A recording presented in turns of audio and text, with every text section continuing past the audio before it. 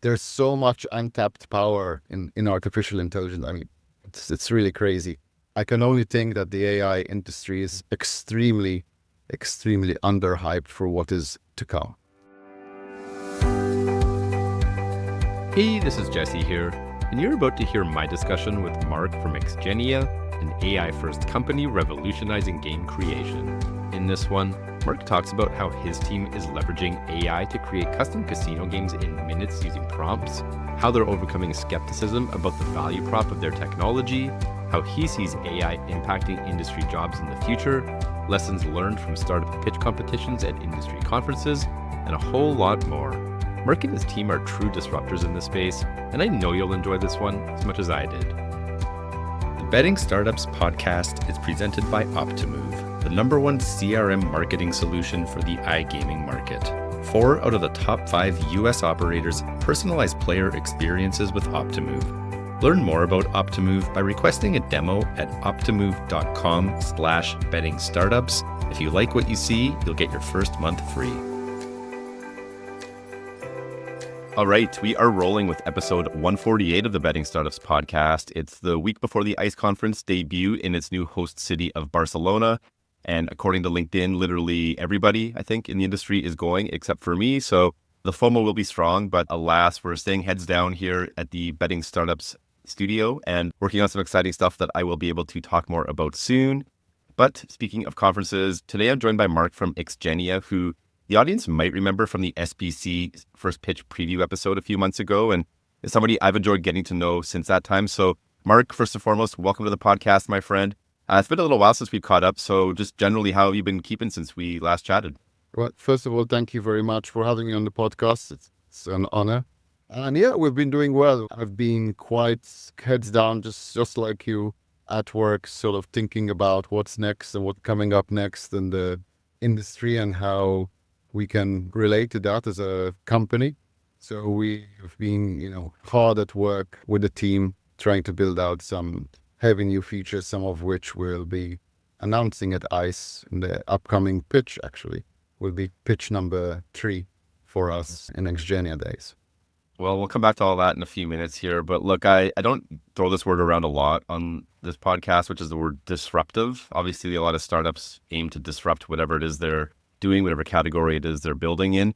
But with XGENIA, you and your team are really positioned to disrupt a category within real money gaming. So I'm super excited to dive into it all and unpack it. But before we do that, Mark, for anybody listening that's not yet familiar with yourself, can you just take a few minutes and introduce yourself, talk a bit about your background and some of the chapters of your journey prior to co-founding XGENIA? Of course. So myself, I've been in various verticals. Right. I actually started early days in ethical hacking. So I was working mainly with the US government and private entities there. And then I sort of moved into game development and gambling at quite an early stage in my life before moving into, actually, there was a VR gambling company in the days before moving into various different technologies, mainly AI later on, and blockchain and FreeIP networking. So I sort of was all over the place in the early days. And that brought me down to all that knowledge brought me to building, I think, XGENIA. XGENIA was created, I would say, by a team. So we just came together trying to figure out what is the next steps as a team in our journey in our lives. So we sort of looking at the expertise, which was gaming, AI, and something fun. And we sort of came up with XGENIA. And XGENIA is now sort of at that stage, sort of taking things forward from all the cumulative journeys we've done together and sort of building up from that point on. Well, let's use that as a springboard to start talking about XGENIA. And just to start off with, Mark, for anybody that might have missed the first pitch preview episode a few months ago, give us the elevator pitch. What is it you're building? What's the value proposition? And just a 10,000-foot overview, and we'll drill down from there. Yeah, so XGENIA is an AI company, right? We're focused on helping companies build great games, right? So we are at the stage of the company, we're focused on building games so clients can generate any game. So they can, right now we're focused on slot machines. So they can enter a prompt and say, I would like a slot machine about bears, in battle conquering the moon, if that's your thing, you can go ahead and generate it. And from that point on, you can start refining that game through AI, through our systems to sort of get really good. Now we've launched or launching at Eyes a new animation system, which allows you to build really, really high quality animations when you generate the the slot machine. So whether it is from the icons or whether you're going to create an intuitive story and cutscenes for your game, now you can do it, in minutes with XGENIA and bringing that out. And as we sort of grow as a company, I would say that we have a lot of tools which are on the horizon, which are going to, bolster that journey we have. Talk a little bit about where XGENIA fits within the ecosystem. And I guess to contextualize this, Mark, a lot of our time on this podcast is spent talking to startups within the betting vertical. We don't talk to as many startups that are focused on the casino vertical. And, as a result, I don't think we're as knowledgeable collectively about the casino side. And I'm just curious if you can help the audience understand just kind of where XGENIA fits. Is it seeking to replace game studios? Is it complementary? Just talk about where it's positioned in the landscape.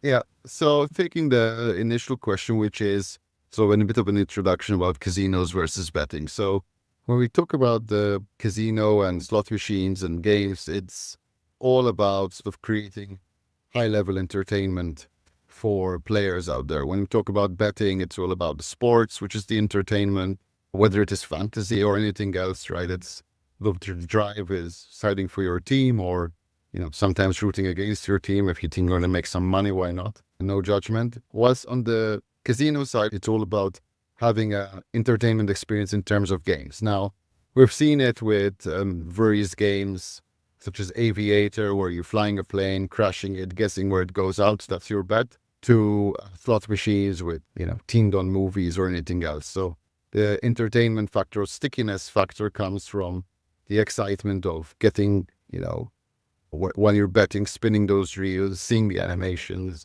and sort of getting a kick from winning, right? And since they have good return rates, normally at 98%, 96, 98%, it's quite common that you're winning quite often. Okay, losing also, but, it's a good balance to having fun. And when it comes to where we're positioning ourselves, we're definitely not trying to compete with the studios. In fact, we're trying to deliver tools out there that helps studios and newcomers, indie developers be able to build great games very fast and focus more on the core concept and what makes a great game, whether it is slots, because we're now moving away from slots. We're also moving into different games that players can build, right?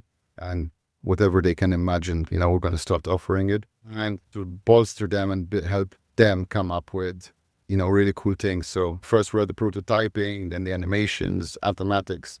We sort of handle all those things, and so they can focus on creating the stickiness factor or some innovation that hasn't been done in the industry before. And I want to come back to the value prop of XGENIA, right? You mentioned that at its core, it's AI driven. You can, write a prompt and have the engine basically create a game for you in minutes, not weeks. I think that's one of your marketing taglines, right? Create it in minutes, not weeks, which is very compelling. And, some would probably almost think that sounds too good to be true. And yet with the progress of the underlying technology, with the progress of AI, obviously it's all possible now. Just talk about the initial reaction you've seen to the technology and, how are you overcoming initial skepticism if people are indeed thinking this is too good to be true? Just talk a little bit about what the experience has been so far on that side.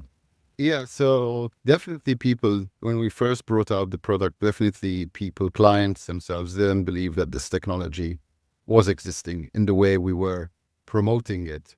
And as we started to bring on our first clients, and started to roll out all the different features that we've rolled out, they started to see the value that is within something that can hyper prototype and sort of hyper build, literally in minutes. So, you can have clients. I've seen, on Christmas Day was a very heavy day for us, amazingly enough, where I think 192 slot machines were created in a single. I don't know why it was Christmas Day, but that was one of the busiest days where they still, went full crazy building out various slot machines and concept and mathematics. So really, this sort of is the drive, I would say, where people, as I like to say, people are just scratching the surface of AI and its capabilities, and it's a tool which we're learning to use in its current status, let alone in its future iteration of what it will be. I think that there's been quite a surprise to how beautiful the end product comes out, because it is far beyond what is out there in terms of icons, in terms of animations. What we're producing is beating it, like, hands down. And the fact that you can create a slot machine that all interconnect, each icon is harmonious to the other one, the story works, the video works. So it's something that takes off a lot of difficulty when even someone who doesn't know how to create a slot well can just prompt it and create something, and they have the most important foundations of the slot done for them. And then from the mathematics side, they can take it forward and build what they want. And we're sort of taking that further, and clients are quite excited for what they're always asking for, what's next with us. And we're trying to release features as fast as possible. In fact, all our features are released hyper fast in alpha mode, just to get them out to the clients that would like to try what's next. So yeah, it's been a really epic journey, and we've enjoyed, like, at SVC, giving clients the opportunity to build their own game in minutes, right? Which they really enjoyed doing. It was quite fun. Where, SVC, I think we generated over 440 slot machines in that times. It was, between all the three people that were demoing, was crazy. So really, it's improving since then. So you haven't been in market that long, but you referenced the fact that you already have clients. Can you just talk a bit about the commercial traction you're seeing? And look, when I saw you at G2E in Vegas, I think it was the last day of the conference. Of course, last day of the conference, everybody's exhausted. You looked pretty exhausted because you said you were having so many good discussions with potential partners, potential clients. It was almost overwhelming for you. Just talk a little bit about that journey you're on now on the commercial side, and sort of how you're managing that transition from concept to, in-market product. If I would tell you we're not struggling and everything is really easy to support, do, and everything else would be like. So we do have a lot of, let's say, struggle in the growth. We're getting quite a few clients on, and, even now during the December period, January period, we continue to onboard as we push through to onboard these next clients. So a lot of the clients have been great, and they've been super supportive with our ability to keep up with the demand and requests that have been going through. So I've been in lots of industries, but there's something very special about how kind and nice clients are in the betting industry. So we cannot onboard people too fast. We realized that the most we could do was an onboarding at the beginning every 2 weeks, and now we're at every 1 week we can do it.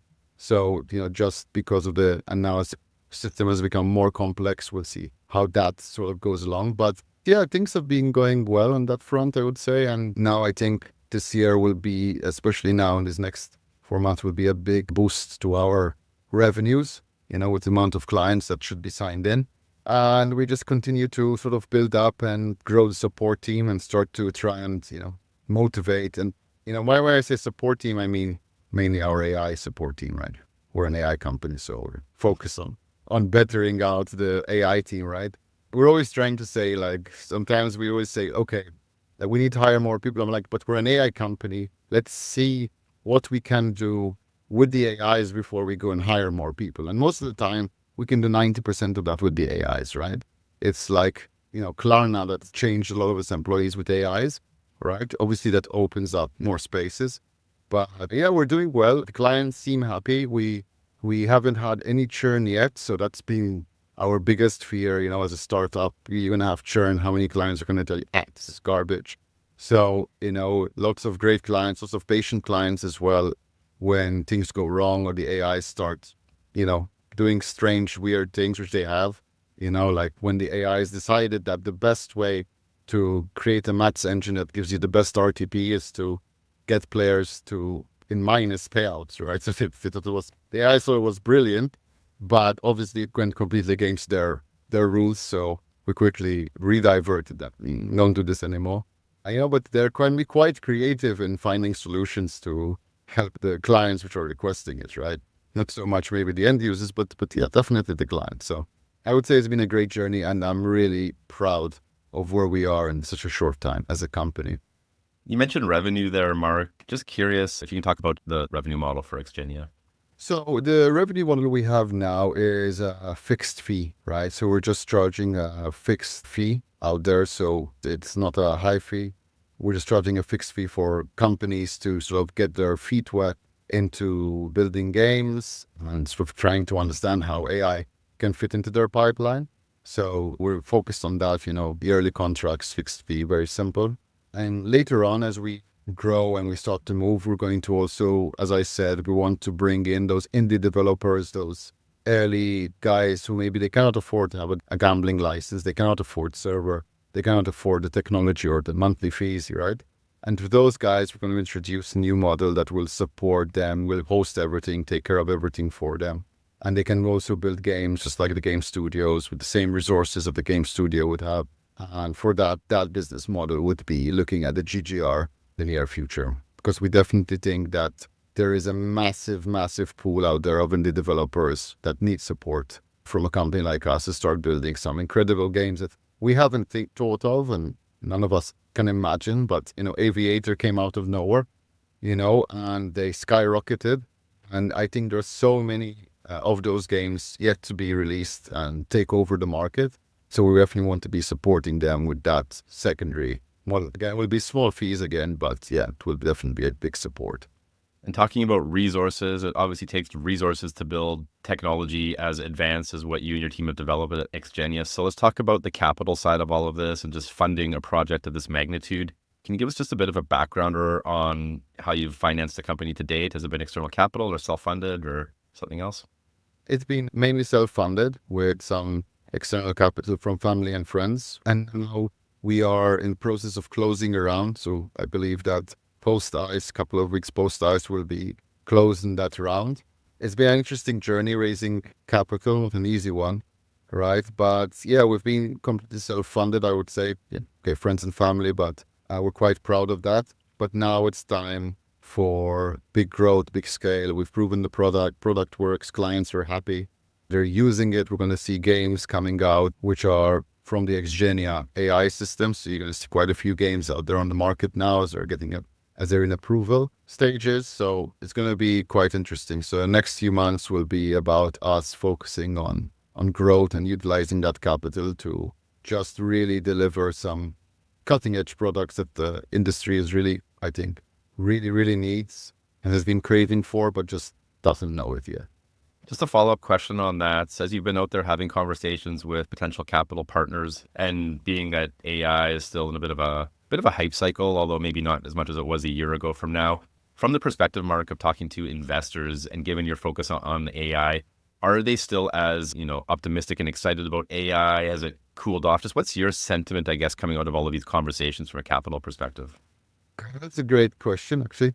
So most VCs they're quite, I think, hyped up with AI, but they're also very, very, very skeptical that is this like something that's really going to change the industry and change lives and be something the revolution is going to, as they're saying, the hype is, or is it just a lot of these companies are going to be, replaceable and replicated very quickly because of the way AI is moving forward. So I think that this is the two sort of stages we're looking at with VCs.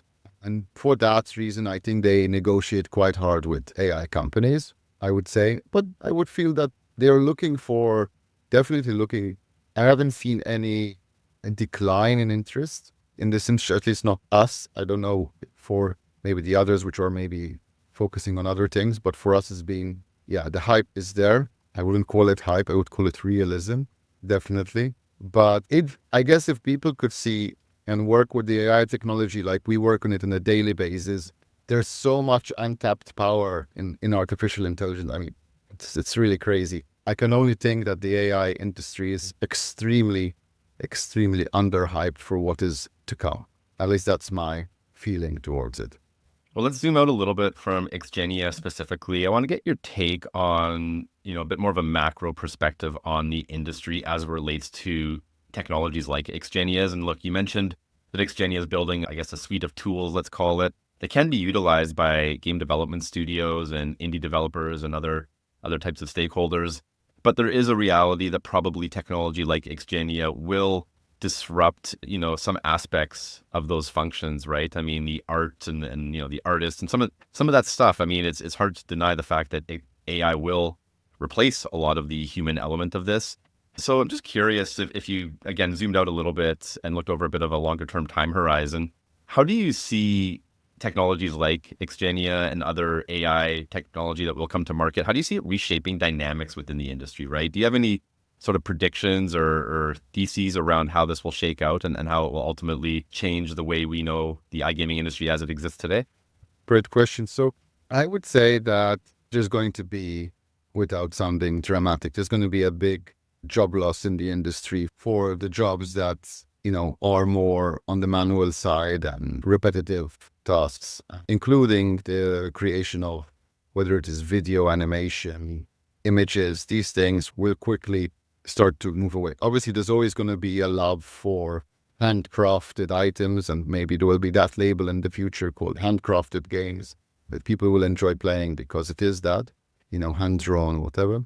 But it also opens up the opportunity, I would say, for in the industry. What we're going to start seeing is a move from software developers to prompt engineers, from artists to, again, prompt artists, people who can really sort of utilize, things, these type of tools, and creating these tools and understanding these tools to, build things which are better, right? Because again, our AI is right now only as powerful as the person that is directing it. So they're orchestrators. The person who's prompting is an orchestrator. You give it a silly prompt that is not cleverly written, that is not well done. Yes, we have our AIs trained to heal that prompt and to make it better, but it's nothing like someone coming in who knows what he's doing and requesting the right things in the right way and coming up with something that pushes the AIs to their limits, right? So, I mean, anyone can come in and tell our prompt, I want a pig game. Okay, great. It's going to come up with a pig game. It's going to try and fill in the blanks. But someone might come up and say, I want a pig game with some special bonus features like pigs jumping through a ring that you have to swipe away so they don't jump through them. So something like that anyway. So I think we're going to see a big shift. I think one of the stats that came out is that AI is going to kill 70 million jobs within the next 5 years, but it's going to create 170 million. So that's also, a great statistic to look at in that way. But yeah, in terms of the industry, I think where it comes from, sports betting, which we are slowly looking into bringing our technology towards there, to any of the other industries, I think we're going to see a massive ramp up of technology and entertainment, live entertainment that's going to be pushed through AI technology. All right. Well, you said something there I have to follow up with, which is sports betting, right? If you're thinking about how can your technology be utilized there, any hints or teasers about how that might manifest or use cases within the sports betting context? Yeah, I guess it's definitely not something I can reveal now because it's something in the works in the company, but the AI technology is becoming quick enough to do things live at the moment as needed. And we definitely have the technology and the training data now to look at live sports betting and even post and anything else to bring something out that can, help change that industry and make it even more exciting and compelling for the players that are betting at that point in time. So that's sort of all I can reveal right there. Yeah, without giving away, I think I've given away a lot there. Coming back, Mark, to the pitch competitions that you mentioned earlier, right? You were at SBC Summit in Lisbon in September. I was hosting that pitch competition. I got to see you present XGENIA to the panel of expert judges. There was a lot of engagement you received from the judging panel in the Q&A following your pitch. And, I got a sense of like some of that skepticism I mentioned was there from the judges, and you overcame that beautifully and responded to all of their questions as they tried to understand, what the technology was doing under the hood. After SBC Summit, you and the team were over at Sigma, where you actually won the Sigma Startup Pitch Award. Congratulations on that. And now, as you mentioned, next week at the ICE conference in Barcelona, XGENIA yet again has been named one of the finalists at the Pitch ICE competition. So all of that taken together, Mark, what I'd love to hear you speak to is just your experience pitching XGENIA at these events. What are some of the benefits you've seen from participating? And I guess, as other startups are considering their strategy for kind of getting their name out there, what's some of the value you've taken away from just participating in events like this? Yeah. So taking your last question first, what have we learned from the pitching event and how to win these events? I would say find the most entertaining guy in your company. That might not be you. Start from there. It's not always you, when it comes to these pitching events. Secondly, I would say what we took away is focus on creating, especially when you're talking about products that people don't really understand and it might be hard for them to grab their hand around it, show them more. Like for us, it was about going from slides down to video and showing what the real capabilities of this engine is. And that sort of was, I think, a big shock to the panel, to the industry, when they could see what sort of we brought out and what we're bringing out in terms of video and creation and stories. I think that was sort of what was a big achiever for us, showing, not telling, as one would say. In terms of exposure, I mean, we've gotten quite some great clients from those events. So if you're a startup starting out, wanting to gain traction and clients, and you're at the stage where you're doing it, I would say focus on that. Focus not so much on getting funding at these events. I don't think it is a good place. You're going to meet investors for sure who might be interested. But I think that conversation is deeper. You need to, more connection based. Consider it as a place where you can gain customers, because there are some in that audience.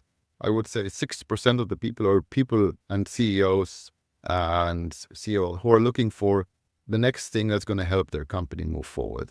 So I would say that's what I would recommend, focus on traction and build up at these events. And for ICE Barcelona next week, as you pack your bags, get ready to go along with everybody else, what are you most excited about for the show? And, what are your general expectations for ICE with it being in a new location this year? I'm quite excited to see how it's changed. Like for me, ICE has always been the serious conference, the business network, real business network of them all, SVC is great, Sigma is great. They're more fun, I would say, more vibrant events, whilst ICE, I feel like, is the more serious event, in the sense that there's less, music and bars, but it's more about really the product, the more mature of us, let's say. So for me, I'm expecting some of the same, some really great meetings out there. Less about the partying this time and networking in that way, but more about boardrooms and more meetings. So I'm excited to see what prompted the move to Barcelona.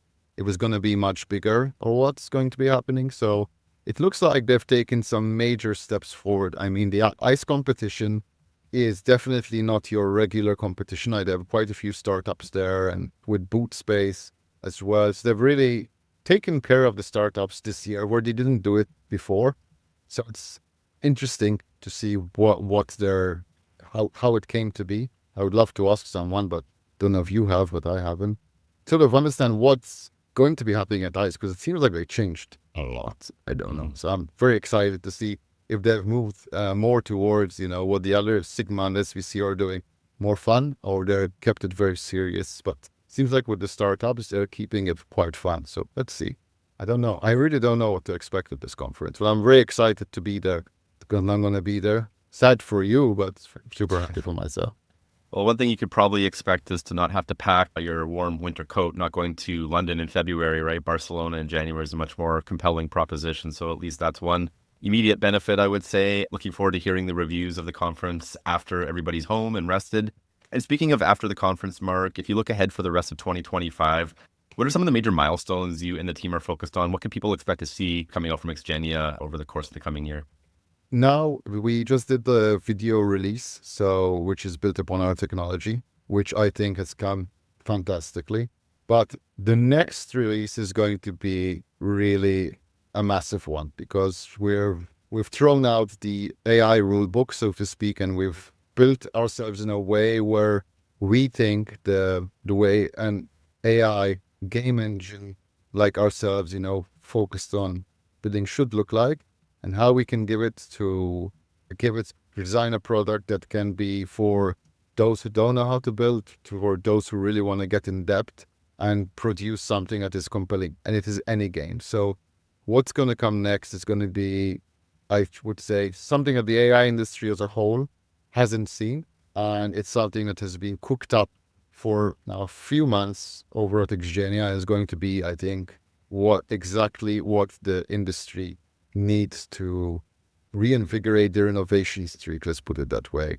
Because I just think that so little has happened in the last 15 years, I took a 7-year hiatus from the gambling industry, and I came back and I feel like nothing changed besides a ton of more regulation than what I was used to, so it stayed pretty much the same. So I'm excited to push this product out. It's definitely going to be, I think it's going to be well received, but it's definitely going to be something that the industry as a whole has never seen before. And it pulls together all our products plus one of the newest technologies we've built in AI that's going to really is going to be quite something, I think. So this is what's coming out. Again, I cannot reveal too much, sadly, because this is really we're still 6 months away from launch, so maybe 4 months, hopefully. But it's gonna be something that anyone can build any game upon and have full control over what they're doing and how the AIs are thinking, and have more ability to speak to those AIs to craft something much better in a much more intuitive manner than what we're used to play. Before we let you go, Mark, I'm going to use you as a bit of a guinea pig here. I want to shake up the format a little bit for the new year with the podcast at the very end. So we're going to try something here. I'm going to workshop with you. I'm doing a couple rapid fire questions before we get going today. So first one, what's the first app you check in the morning when you get out of bed? TikTok. Shamefully, that's really embarrassing, but I have it set up well for news and everything else. So I get all my news from TikTok, as terrible as it could be. All right. What's your favorite karaoke song? What are you known for in the karaoke lounge? I'm actually a terrible singer, but if I had to sing, it would be, I don't know. I don't know what I would sing. I've never sang a song for my life. I'm such a bad. What do you sing in the shower? Let's reframe it. I normally just talk to myself in the shower. Actually, I don't think I sing much. I'm a terrible singer. I'm very embarrassed. All right. Well, you know what? Maybe I'll have to revisit that question for future guests. Third and final rapid fire question, Mark. If you could swap lives with anybody for one day, who would it be? Elon Musk, for sure. Heartbeat. Yeah. Yeah, I'd see. That would be quite a heavy one. Yeah. And you probably only tolerate it for one day, so that's a good way to... No, I don't think I could do it more. I mean, it depends. If I have his mental capacity to do it, then yeah. Well, I could handle it easily. It'd be nothing for me. Fire a few rockets, shoot a few satellites, create a few cars. Send about 100 tweets. Yeah. Yeah, that's amazing. How you have the time, I swear. Maybe it's just an AI that's sending all those tweets. It has to be. That would make a lot of sense. Before we let you go, Mark, can you quickly tell people where they can go to learn more about XGENIA, potentially arrange a demo and or get in touch with yourself? Yeah, anyone who wants to reach out can go to XGENIA.ai, request a demo. We'll shoot it over and, stop a time. Anyone can reach out to the team however they want, but as well, anyone who wants to reach out to me, I'm on LinkedIn. I'm very, very active there. Myself and all the spammers are there. So anyone who wants to reach out, feel free, and I'm always answering all the questions that come in through there. All right, Mark. Well, we'll leave it there for today. Really appreciate you joining ahead of a busy week for you and everybody going to ICE. Very exciting journey you and your team are on. So look forward to continuing to follow the story and wishing you all the best next week at the Pitch ICE competition. We'll see if you bring home another trophy on the back of that, and we'll talk to you again soon, Mark. Thanks, Jesse. Pleasure to be on. Thank you.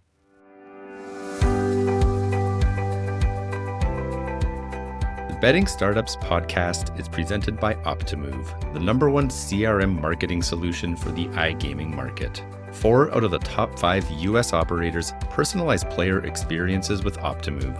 Learn more about Optimove by requesting a demo at optimove.com/bettingstartups. And if you like what you see, you'll get your first month free.